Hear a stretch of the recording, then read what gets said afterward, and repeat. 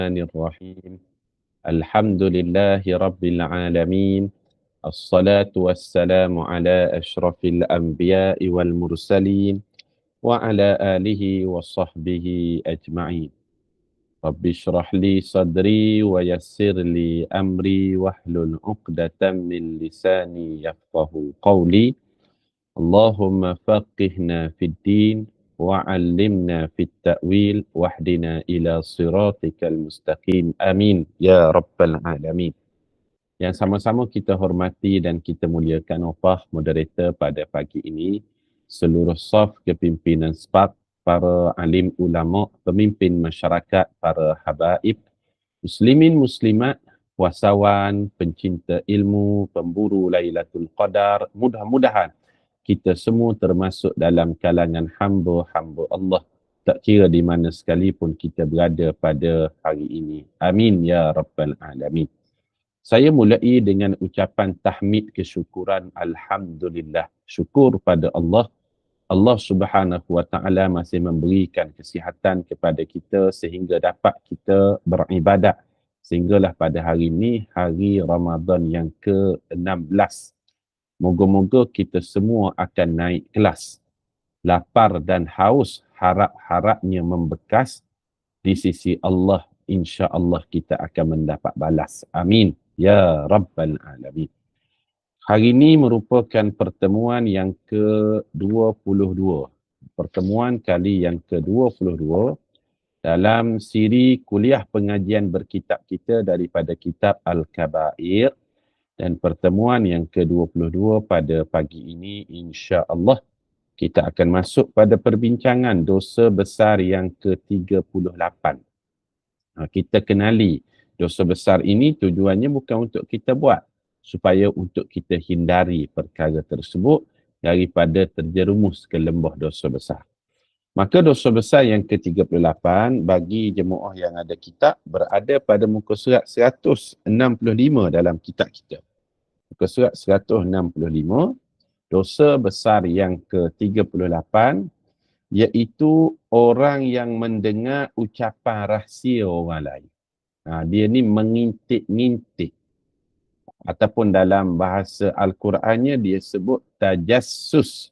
Tajassus ni dia mencuri-curi dengar perkara rahsia yang mengaibkan orang lain. Tujuannya dia nak tahu rahsia tersebut. Kalau boleh dia ceritalah pada orang keaiban tersebut. Perbuatan mengintip ataupun nak mencuri dengar rahsia-rahsia ataupun keaiban orang, itu termasuk daripada dosa besar sebenarnya. Masya Allah. Masya Allah. Kita kadang-kadang kita nak tahu rahsia. Kadang-kadang tidak melalui mengintip. Kita buka cerita sikit kan. Dia tu saya dengar tak tu. Dia orang ni saya dengar dia buat macam ni. Supaya orang lain cerita perkara rahsia tersebut, perkara aib tadi, maka mulalah mengumpat. Maka mulalah kepada sampai tahap memfitnah. Maka Islam nak menutup pintu-pintu kerosakan, pintu-pintu fitnah, maka Islam meletakkan tajassus, mengintip rahsia orang lain ni, ia termasuk daripada dosa besar. Islam ni dia nak tutup pintu yang lebih besar, pintu fitnah, maka dia tutup dulu pintu-pintu yang kecil ni. Sebab itu di dalam hadis Rasulullah sallallahu alaihi wasallam sebut, al-fitnatu naimatun. Fitnah itu perkara yang sedang tidur. La'anallahu man aiqadhaha. Allah akan melaknat sesiapa sahaja yang membangkitkan fitnah yang sedang tidur itu. Maka jangan sesekali kita mengintip perkara-perkara rahsia yang boleh menjatuhkan aib kepada orang lain. Kita baca dulu dalilnya, ada pendek saja. Satu dalil Quran, satu dalil hadis. InsyaAllah kita laluinya nak ambil barakah daripada perkataan para ulama. InsyaAllah. Orang yang mendengar ucapan rahsia orang lain. Kata pengarang Imam Az-Zahabi, semoga dosa ini tidak termasuk dalam dosa besar. Dia mengharapkan kita mendengar rahsia orang lain tu dalam keadaan kita bukan nak mencari aib, tetapi mungkin terdengar ataupun mungkin orang ceritakan, dia mengharapkan ia tidak termasuk daripada dosa besar. Allah Ta'ala berfirman, wala tajassasu, dan janganlah kamu mengintip ataupun mencari-cari kesalahan dan keaiban orang. Surah Al-Hujurat ayat yang ke-12. Benda yang dah tersimpan elok dah, tetapi tetap cari juga, tetap tanya juga, tetap korek juga, tetap cari juga di mana kesalahan tersebut. Ini termasuk daripada dosa besar. Islam ni, aib diri sendiri kita tutup dan aib orang lain pun kita tutup. Bukan setakat aib orang lain, aib diri sendiri pun kita diajarkan untuk tutup. Betul tak? Apatah lagi nak mengetahui aib orang lain. Sebab itu berlaku pada zaman Sayyidina Umar jadi khalifah. Ada seorang pemimpin tentera, dia bertanya kepada tentera-tentera dia tentang dosa-dosa yang pernah dia lakukan dulu. General ni dia tanya kepada tentera-tentera dia, awak buat dosa apa dulu ni? Dosa apa paling besar yang awak buat? Dia tanya, dia mengintip-ngintip dosa orang lain. Maka bila sampai perkara ni pada Sayyidina Umar marah dan memecat panglima tentera tersebut. Sebab apa? Itu bukan bahagian daripada agama Islam untuk kita mengetahui kesilapan, dosa, keaiban orang. Bahkan Islam tidak mensyaratkan pun sesiapa yang nak bertaubat perlulah mesti dia mendedahkan aib dia, menceritakan rahsia dia, menceritakan kisah silam ataupun masa lampau dia. Islam tak menetapkan syarat demikian untuk dia bertaubat. Maka perkataan ataupun perbuatan untuk kita mengetahui kesalahan, keaiban, rahsia orang lain, dia termasuk daripada dosa besar. Dosa besar. Itu yang pertama. Maka mulai pada pagi ni, jangan lagi sesekali kita nak mengetahui perkara yang orang lain sembunyikan.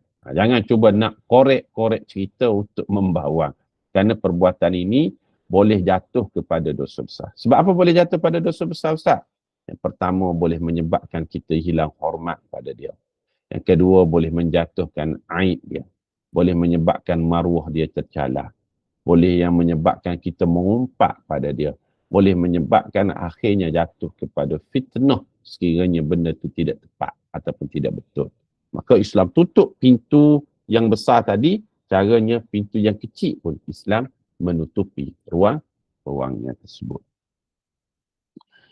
Kemudian, itu dalil yang pertama daripada Al-Quran, dosa besar yang ke-38. Kemudian, dosa besar yang ke-38 juga, Imam Az-Zahabi dia bawakan satu hadis yang sahih. Riwayat Al-Bukhari daripada Ibnu Abbas radhiyallahu anhuma. Rasulullah sallallahu alaihi wasallam bersabda, "Man istama'a ila hadithi qaumin wa hum lahu karihun, subba fi udhunayhi al-anuku yawmal qiyamah. Wa man sawwara suratan udhiba wa kullifa an yanfuqa fiha ar-ruh wa laysa binafiqin." Masya Allah hadis ni. Kita tengok maksud dia. Sesiapa yang mendengar perbualan suatu kaum sedangkan mereka tidak menyukainya. Dia dengar-dengar, pasang telinga, ataupun dia meletakkan alat rakam tujuannya untuk dia bocorkan perbualan tersebut. Banyak berlaku pada hari ini sebab orang tak tahu perbuatan itu adalah dosa. Siapa-siapa yang pasang telinga, kata Nabi SAW, mencuri dengar perbualan orang lain dalam keadaan orang tak suka perbuatan tersebut, jika dia tahu, maka telinganya akan dituang dengan cairan tembaga pada hari kiamat. Subhanallah. Telinga yang mengintip dan mencuri dengar itu, Allah akan azab telinga itu dengan dituangkan cairan tembaga yang cukup panas pada hari akhirat. Kemudian dalam hadis ini juga disebut ancaman kepada sesiapa yang mengukir patung. Dia buat ukiran patung, dia akan diazab dengan disuruh untuk meniupkan roh ke dalamnya sedangkan dia bukanlah seorang peniup roh. Dia bukanlah seorang peniup roh. Macam tu. Itu hadis yang melarang kita mengintip-ngintip, mencuri dengar ucapan-ucapan rahsia daripada orang lain. Tak rugi pun sebenarnya kita tak tahu rahsia tentang buruk orang dan sebagainya. Semakin tak sakit kepala kan. Ni kan kita tahu cerita sebagainya. Maka eloklah kita menjauhi perbuatan tersebut kerana boleh menjerumuskan kepada dosa besar. Itu selesai. Dosa besar yang ke-38. Pendek je perbincangan dosa besar yang ke-38 ni kerana ia membawa satu dalil Al-Quran dan satu dalil daripada hadis Nabi sallallahu alaihi wasallam. Seterusnya, muka surat 167, dosa besar yang ke-39. Dosa besar yang ke-39. Maknanya kalau dosa besar yang ke-39 ni, kita sudah masuk kepada separuh kedua kitab. Separuh kedua kitab. Bermulanya separuh kedua kitab pada dosa besar yang ke-39. Kerana dosa besar dalam kitab kita ni semuanya ada 76. 76 maknanya bagi 2, 38 lah. Tadi dosa besar yang ke-38. InsyaAllah kita masuk dosa besar yang ke-39. Kita sudah masuk pada perbincangan dosa besar pada bahagian yang kedua daripada kitab kita ni insyaAllah.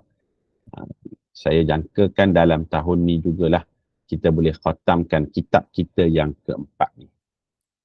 Itu kitab Al-Kabair. Untuk makluman para jemaah, sebenarnya kita telah khatam sebelum ni 3 buah kitab yang awal. Kitab Penawar Bagi Hati, kitab 77 Cabang Iman, dan kitab kita sebut kitab Adabud Daris wal Mudaris, kitab adab guru dan murid. Ini kitab yang keempat dengan bacaan yang sederhana. Kita tidak hurai terlalu dalam kalau tak habis juga pengajian kita. Maka kita ambil poin-poin penting, kita baca dalil Quran, baca dalil hadis, cukup untuk kita mengenali, oh ini adabnya, oh ini cabang imannya, oh ini dosa besar ni. Maka kita dapat poin yang pertama tadi, dosa besar adalah mengintip perbualan dan perbuatan rahsia orang lain. Itu yang pertama. Kemudian pada pagi ini juga kita masuk pada perbincangan dosa besar yang ke-39, muka surat 167. Apa lagi dosa besar? Orang yang suka melaknat. Kalau ucapan dia tu ucapan menyumpah, serapah, maki orang, laknat orang, macam-macam ucapan yang kalau kita dengar tak sedap pada pandangan kita dan pada pendengaran kita. Maka perbuatan itu juga sepatutnya dia jauhi kerana ia adalah daripada dosa besar. Dia melaknat orang sedangkan yang hanya melaknat itu hanyalah Allah Subhanahu wa taala. Allah akan melaknat maknanya jauh dia daripada rahmat Allah. Tiba-tiba dia pula nak melaknat orang lain, dia nak menjauhkan orang lain daripada rahmat Allah tersebut. Maka perbuatan itu adalah dosa besar. Ada beberapa hadis yang dibawakan oleh pengarang kitab kita ni. InsyaAllah kita akan baca satu-satulah. Dalil yang pertama muka surat 167. Rasulullah sallallahu alaihi wasallam bersabda, La'nul mu'mini ka qatlihi. Hadis ni sahih riwayat Imam Bukhari Muslim daripada Thabit bin Ad-Dhahab. Maknanya, melaknat seorang mukmin adalah seperti membunuhnya. Masya Allah. Orang yang suka menyumpah, memaki, mengeluarkan perkataan-perkataan yang tak sepatutnya, tak sedap didengar. Dan perbuatan laknat, melaknatlah, pelaknat kau. Perkataan itu sebenarnya dia seperti membunuh orang beriman yang lain. Kenapa Rasulullah sallallahu alaihi wasallam sebut seperti? Dia tidak membunuh, sebab kalau membunuh dalam Islam ini maka dia dikenakan hukuman qisas, hukuman qisas, dibunuh balik. Tetapi seperti nak sebutnya besarnya efek perbuatan tersebut bukan pada orang lain sebenarnya, tetapi efek itu kepada orang yang melaknat tadi. Sebab apa? Sebab dia telah menjahannamkan diri dia terjerumus ke dalam dosa besar. Dia menyangkakan kalau dia keluarkan perkataan-perkataan maki hamun, melaknat, bagai-bagai ini, itu untuk orang lain. Sebenarnya, orang yang melaknat itulah kembali perkataan melaknat pada dirinya seperti dia menjahanamkan, memusnahkan, merosakkan dan membunuh diri dia sendiri. Maka kata baginda, la'nul mu'mini ka qatlih. Melaknat seorang mukmin adalah seperti membunuh dirinya. Membunuh dirinya. Maka dia bunuh diri dia sendiri. Itu maksud dia. Itu hadis yang pertama. Hadis yang kedua. Hadis ini juga sahih riwayat Imam Bukhari dan Muslim daripada Ibnu Mas'ud radhiyallahu anhu. Baginda bersabda, sibabul muslimi fusukun wa qitaluhu kufrun. Mencela seorang Muslim merupakan perbuatan fasik dan membunuhnya pula adalah kufur.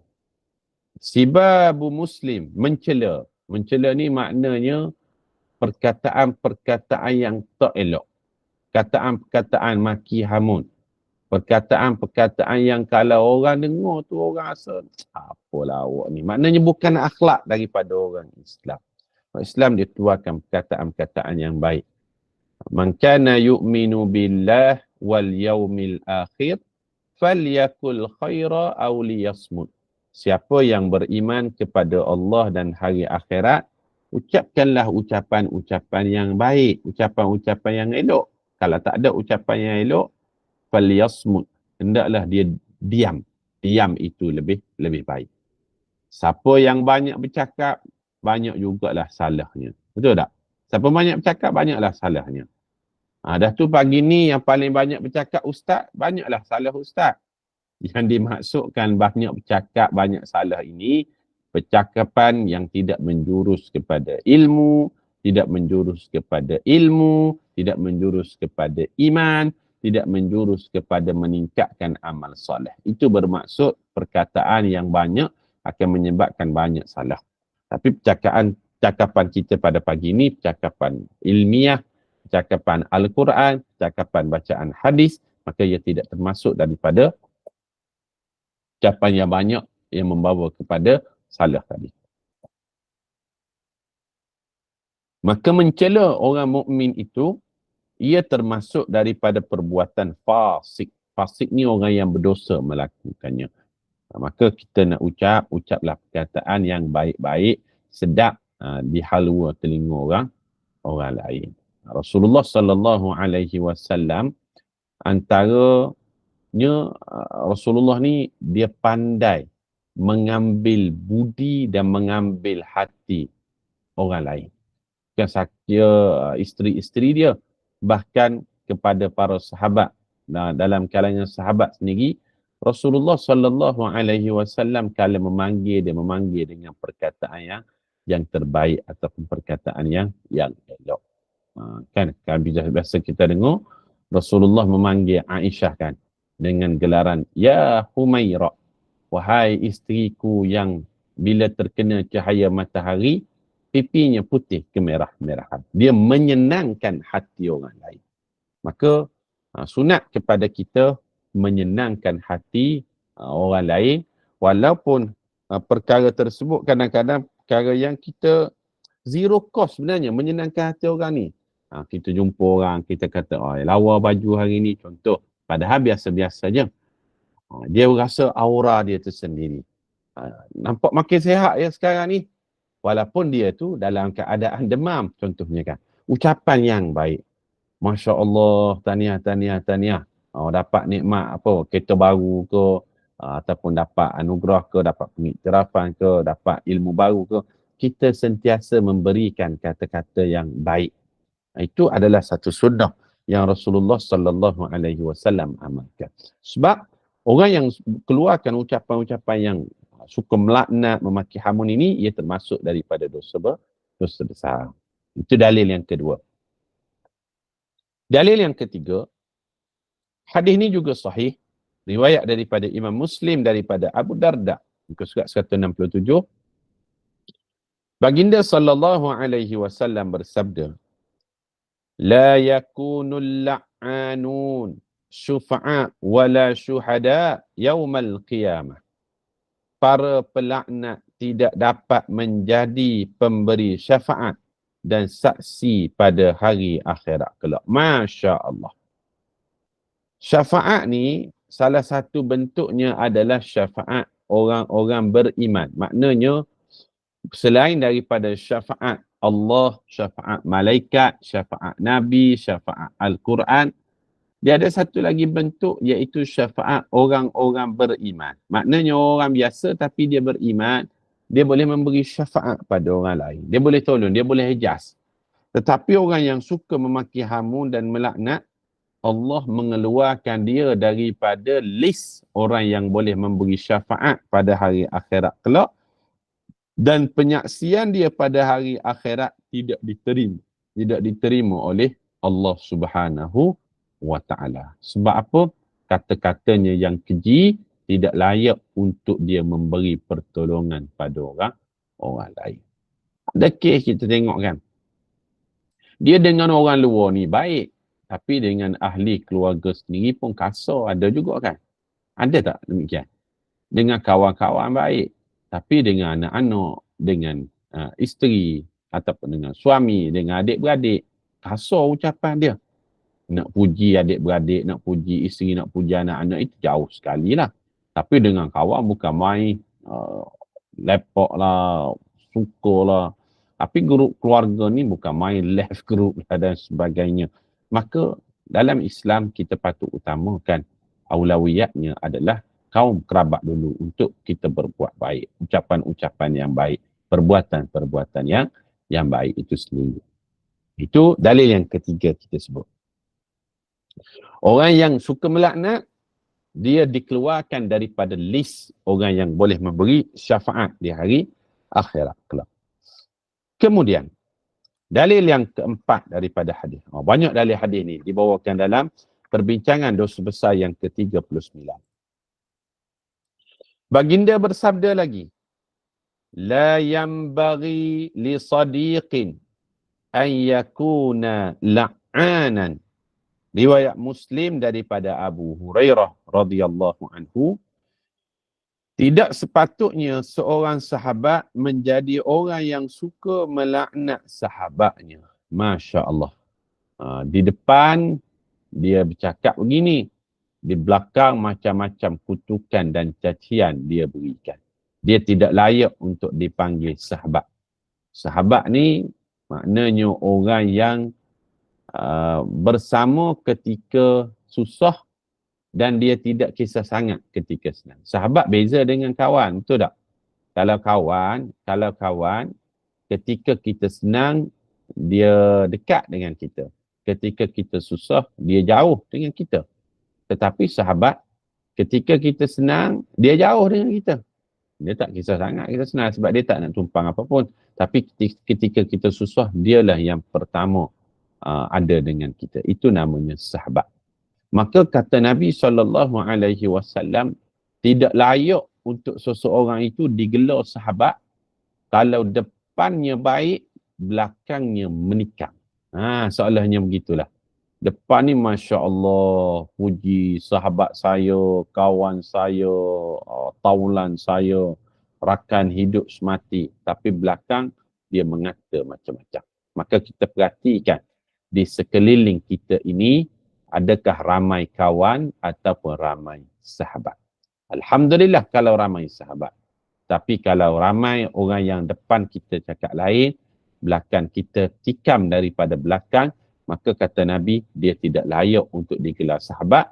Bukanlah dalam kalangan sahabat yang suka mencaci maki sahabatnya di belakang sahabat tersebut.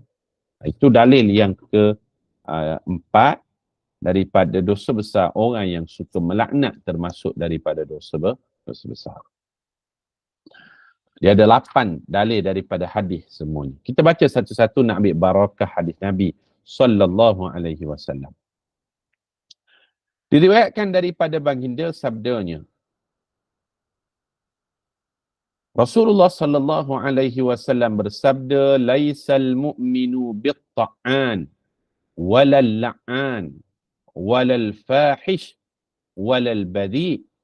Riwayat At-Tirmizi daripada Ibnu Mas'ud radhiyallahu anhu, seorang mukmin itu bukanlah orang yang suka mencela, melaknat, jahat dan bermulut celupa. Masya Allah, 4 Rasulullah sebutkan dalam hadis ni. Orang beriman, tanda dia orang beriman tengok pada perkataan dia. Tengok pada perkataan dia. Kalau perkataan dia itu suka mencela, suka melaknat, bermulut jahat dan bermulut celupa. Maknanya mulut celupa ni mulut tak ada insurans.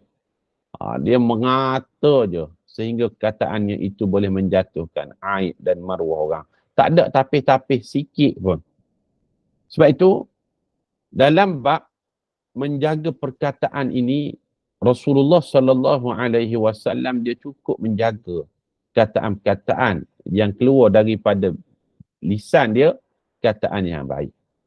Sehingga kan orang Yahudi bila dia bagi berjumpa dengan Nabi, dia akan bagi ucapan Assam alaikum. Bukan Assalamualaikum. Salam sejahtera ke atas kamu.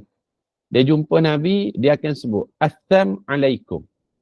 Moga ditimpakan kesakitan pada kamu, wahai Muhammad. Orang Yahudi ketika itu di Madinah, dia buat ejekan lah pada Nabi SAW. Dia tak bagi salam, tetapi dia mengharapkan kecelakaan dan kesakitan pada diri Nabi. Maka dia sebut Assam alaikum. Kesakitan menimpa kamu, wahai Muhammad. Rasulullah SAW pada ketika itu, dia tak nak keluar ucapan daripada lisan dia, ucapan yang tidak baik. Dia boleh balas kesakitan ke atas kamu, tidak. Tetapi dia guna perkataan wa'alaikum, ke atas kamulah sepatutnya. Dia tak sebut perkataan atham. Ataupun dia tak sebut perkataan laknat. Tak sebut perkataan yang keji-keji. Dia nak menjaga lisan dia. Maka dia hanya menyebut perkataan wa'alaikum, ke atas kamu sebenarnya sakit. Kamu tak sakit di dunia, di hari akhirat kamu mendapat sakit. Tapi nak sebutnya, Rasulullah menjaga ucapan dia daripada keluar perkataan-perkataan yang buruk itu tadi. Itu salah satu daripada sifat orang beriman.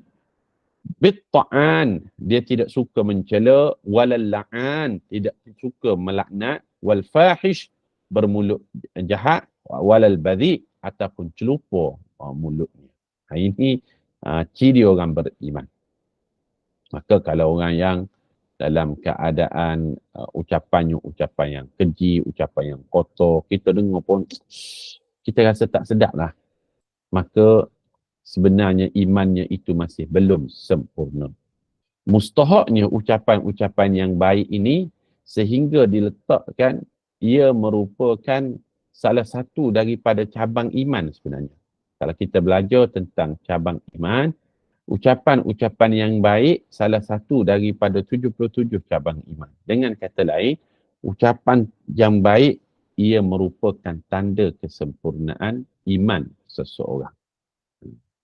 Ucapan yang baik ni sehingga dalam syurga ucapan ni Allah Ta'ala kekalkan. Dalam syurga ucapan-ucapan yang tidak baik semua tak ada lah. Tetapi yang ada di dalam syurga adalah wala kidzaba. Kataan yang tipu, bohong, laknat, yang tidak baik, Allah Ta'ala hilangkan di dalam syurga tersebut. Kemudian dalil daripada hadis lagi. Kita tengok. Diriwayatkan daripada baginda lagi sabdanya. Hadis ni daripada Sunan Abi Daud, riwayat Abu Daud daripada Abu Darda. Rasulullah sallallahu alaihi wasallam bersabda, "Innal 'abda idza la'ana syai'an sa'idat la'natu ila as-sama' fatughlaqu abwabus sama'i dunaha thumma tahbitu ila al-ardi fatughlaqu abwabuha dunaha thumma ta'khudhu yaminan wa shimalan fa idza lam tajid masaghan raja'at ila alladhi lu'ina in kana ahlan lidzalik wa illa raja'at ila qailiha." Apa maksud hadis ni? Sesungguhnya apabila seorang hamba melaknat sesuatu, laknat tersebut akan naik ke arah langit, lalu pintu langit tertutup di hadapannya. Subhanallah. Kemudian ia akan turun ke bumi, lalu pintunya juga tertutup di hadapannya. Kemudian ia akan menuju ke kanan dan ke kiri. Jika tidak mendapati tempat masuk, ia akan kembali kepada orang yang dilaknat jika benar dia berkiri sedemikian. Jika tidak, ia akan kembali kepada orang yang mengucapkannya. Subhanallah, Masya Allah. Orang yang suka melaknat, dalam hadis ni membawa maksud perbuatan buruk itu akan kembali pada diri dia. Sebab itu Islam mengajarkan kita buat baik, sebenarnya kebaikan itu bukan untuk orang lain hakikatnya, tetapi kebaikan itu untuk diri kita sendiri sebenarnya. Contoh kan, kita buat baik macam-macam kebaikan kita buat di dalam bulan Ramadan. Mungkin kita bagi makan pada orang, jamu orang berpuasa, buka puasa. Macam-macam kebaikan lah kita buat. Kita memudah carakan orang menuntut ilmu dan sebagainya. Kebaikan itu bukan untuk orang lain hakikatnya, tetapi kebaikan itu akan kembali kepada diri kita. Begitu juga dalam hadis ni membawa maksud, orang yang melakukan keburukan, tak ada orang nak terima keburukan tersebut. Ucapan laknat yang dia buat, ucapan itu akan pergi ke langit, langit tak terima. Kembali ke bumi, bumi tak terima. Pergi ke kiri, pergi ke kanan, tak ada orang yang nak menerimanya. Sehinggalah dia akan kembali kepada tuannya, dia kembali kepada tuannya dan ucapan yang jijik, yang buruk, yang maki hamun itu terkena kepada dirinya sendiri. Maka kita jaga ucapan kita, pastikan ucapan yang baik-baik saja, kerana kebaikan akan kembali pada diri kita, keburukan yang dilakukan akan kembali kepada tuannya juga. Na'udzubillah min zalik. Ada dua lagi hadis kita habiskan insya-Allah. Nabi SAW muka surat 168 menghukum seorang perempuan yang melaknat untanya apabila ia merentaknya. Pada zaman Nabi SAW menjelaskan bila unta kepada seorang perempuan ni buat perkara yang tidak disukai oleh tuannya, maka dia mengeluarkan perkataan-perkataan laknat. Sedangkan unta itu tak ada akal. Yang si perempuan ni pula dalam hadis ni ada akal. Orang berakal dia melaknat ataupun dia kata perkataan yang tidak baik kepada orang yang ataupun kepada orang yang tak berakal tadi. Atau makhluk yang tak berakal tadi. Kita baca hadis dia. Hadis ni sahih. Muka surat 169. Bainama Rasulullah sallallahu alaihi wasallam fi ba'di asfarihi wa imra'atun minal ansari ala naqatin fadajirat fala'anatha fasami'a dhalika Rasulullah sallallahu alaihi wasallam faqala khudhu ma 'alayha wada'uha fa innaha mal'unah. Qala Imran faka'anni anzuru ilaiha al'an tamshi fin nas ma ya'ridu laha ahadun. Riwayat Imam Muslim. Maksudnya, ketika Rasulullah sallallahu alaihi wasallam dalam satu perjalanan dan bersamanya juga seorang wanita Ansar yang menaiki unta, tiba-tiba unta itu bergerak dengan kuat, lantas dia melaknatnya. Ni peristiwa yang menarik. Dia mungkinlah seorang yang kuat melatah kot. Dia seorang kuat melatah dan latahannya itu perkataan-perkataan yang tidak baik. Kalau perkataan dia melatah itu perkataan baik, okey. Perkataan apa contohnya? Anak bertuah, itu okey. Ma'ai, itu okey. Ini perkataan-perkataan yang melaknat. Bila unta yang dia naiki itu bergerak dengan laju, bergerak dengan kuat, dalam keadaan dia tak sedia, mungkin tersentak sikit, maka keluar ucapan laknat daripada lisan dia. Rasulullah dengar perbuatan tersebut sallallahu alaihi wasallam. Maka sabda baginda, ambillah segala barang yang ada di atasnya dan biarkan ia kerana ia sudah dilaknat. Subhanallah. Rasulullah kata, awak ni dah lah naik atas dia macam-macam barang pula dia pikul. Kemudian awak melaknat dia pula. Maka kata Nabi, awak turunkan barang yang ditunggangi oleh unta tadi, awak pikul sendiri. Baru dia tahu. Rasulullah sallallahu alaihi wasallam bagi pengajaran pada dia. Awak melaknat orang ataupun unta yang berjasa pada awak. Sedangkan awak ambil manfaat daripada dia. Maka mulai pada saat ni kata Nabi, turunkan barang yang berada di atas unta tersebut kerana apa? Awak sudah melaknat dia. Tengok awak boleh buat tak tugasan unta yang pikul barang yang berat-berat. Seronok hadis ni. Kemudian Imran berkata, sahabat berkata, sekarang aku dapat melihatnya seolah-olah sedang berjalan di tengah manusia dan tiada siapa pun yang menghalangnya. Masya Allah. Kemudian bila dia pikul barang sendiri tu dalam keadaan terhuyung hayang, tak ada orang lagi orang nak tolong dia. Dia bersendirian memikul barang-barangan tersebut. Maknanya di sini Rasulullah sallallahu alaihi wasallam menegah perbuatan berkata yang tidak baik hatta kepada haiwan sekalipun. Masya Allah, indahnya agama Islam. Bukan sahaja kita dituntut untuk buat baik, berkata yang baik, bukan kepada manusia yang berakal sahaja, tetapi kepada haiwan sekalipun tidak boleh disumpah serapah, dicaci maki, dikeluarkan perkataan-perkataan laknat tersebut. Itu dalil yang ketujuh. Dan last sekali pada pagi ni kita tengoklah hadis yang ke-8. Muka surat 169 tu. Rasulullah sallallahu alaihi wasallam bersabda daripada Ibnu Lahiyah, meriwayatkan daripada Abul Aswad, daripada Yahya bin Nadar, daripada Abu Hurairah radhiyallahu anhu, Rasulullah sallallahu alaihi wasallam bersabda, inna arbar riba istitalatul mar'i fi 'irdi akhihil muslim. Sesungguhnya riba yang paling berat ialah seseorang yang mengaibkan kehormatan saudara. Riba di sini ada nota kaki di bawah tu bermaksud lebihan dan tidak khusus kepada harta semata-mata. Bahkan berlaku pada ucapan dan perbuatan yang dilakukan secara berlebihan dan tidak dibenarkan di sisi syarak. Riba di sini dengan maksud lebihan daripada perkataan yang tidak baik.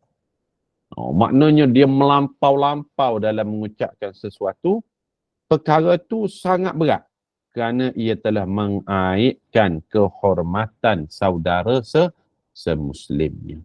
Maka para jemaah sekalian, alhamdulillah, pada pagi yang mulia ini kita mengenali dua dosa besar untuk kita hindari dan jauhinya. Dosa besar yang ke-38 tadi, perbuatan tajassus, mengintip-ngintip dan mencari kesalahan dan keaiban orang. Dan yang kedua, iaitu perkataan yang tidak dijaga dengan dia suka melaknat orang lain. InsyaAllah kesempatan yang akan datang, panjang perbincangan topik akan datang ni, dosa besar yang ke-40, iaitu dosa besar mengkhianati ketua dan seumpama dengannya. Dia jadi anak buah, tetapi dia tikam belakang. Mungkin majikan dia, mungkin bos dia. Ni banyak berlaku sebenarnya dalam organisasi dan sebagainya. Bila dia, kalau betul dia tidak suka, itu perkara yang boleh dibincangkan kalau ketua dia buat benda yang salah ataupun suka buat manipulasi ataupun eksploitasi pekerja bawahan.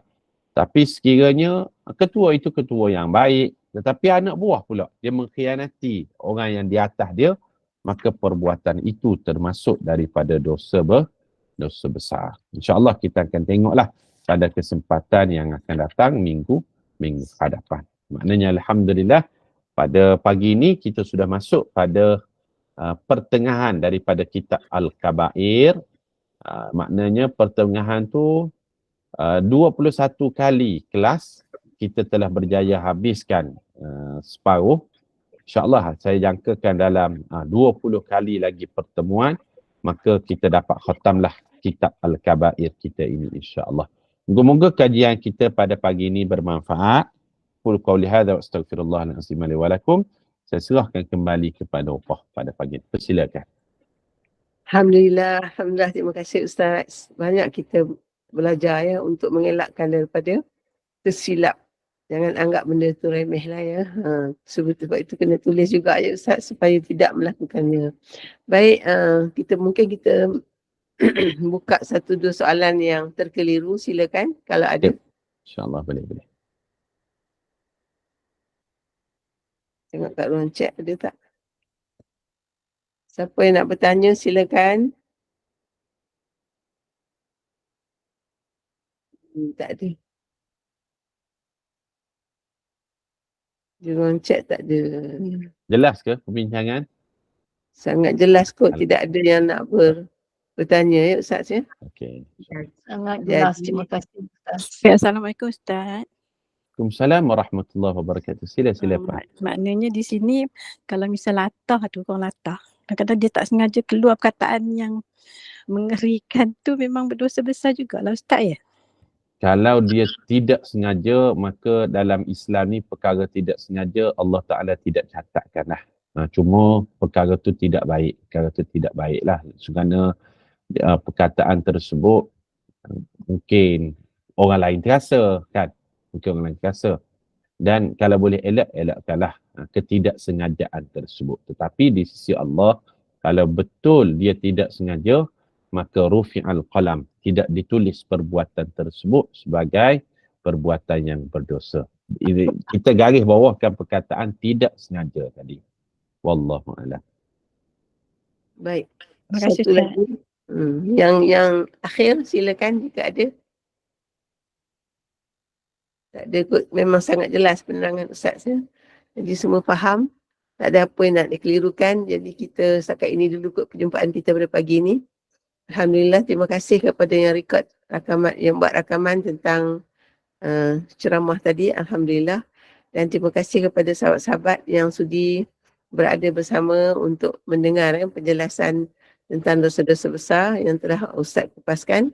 Dan juga ribuan terima kasih kepada Ustaz yang masih sudi bersama-sama kita untuk meneruskan kitab ini. Juga tidak lupa kepada Hajah Penaja yang sentiasa peka lah untuk meneruskan tajaannya untuk kitab ini untuk orang ramai, untuk kita-kita semua. Alhamdulillah, terima kasih Puan Hajah. Okey, untuk itu Ustaz kita berhenti dulu di sini 8.20 pagi. Mohon Ustaz tangguhkan majlis kita dan tutup dengan tasbih kafarah dan juga suratul Asr. Silakan Ustaz.